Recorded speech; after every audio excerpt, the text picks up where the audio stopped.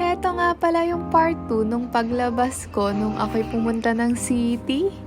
Halos lahat nga ng store ay naiikutan ko. Pero ito talaga yung pinakasadya ko dito kasi nga marami akong bibilihin ng klase ng karne. At unang-una nga doon guys ay yung buto-buto.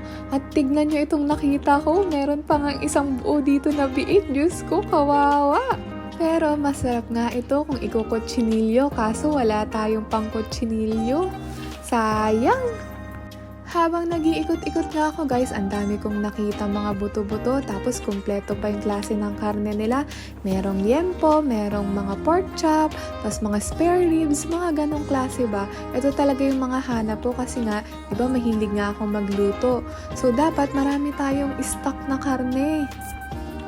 At binili ko nga guys yung mga buto-buto at itong spare ribs. Nakita ko, tignan nyo, napakamura lang pero ang dami na. Pwede nga itong pang barbecue. Masarap to guys, yung parang barbecue yung spare ribs, diba?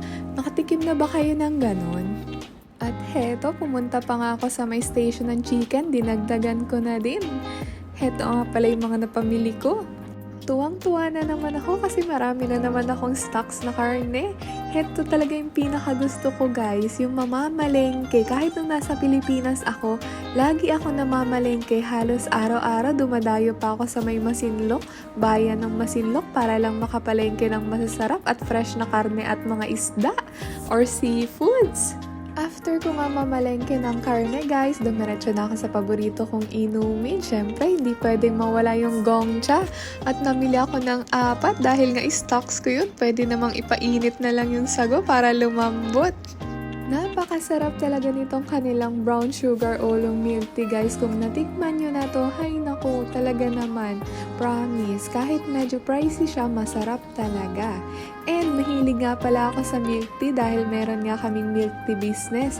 Kung alam nyo yung business namin, meron kaming branch sa may Santa Cruz, Zambales, Candelaria, Zambales, tapos Botolan at saka Masinloc.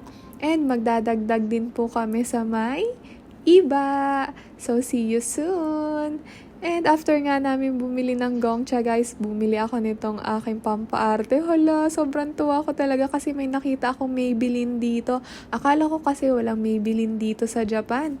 So, after nga niyan guys, ay umuwi na kami. O, tignan nyo naman yung ate nyo. O, diba?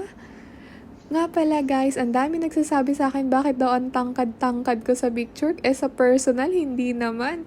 Pero dahil nga naka 0.5 ako guys, kaya matangkad akong tignan. So hulaan nyo nga yung height ko. Ang makakahula, bibigyan natin ng pangkape. So yun lang guys for tonight's video. Bye-bye! Follow for more. Thank you for watching!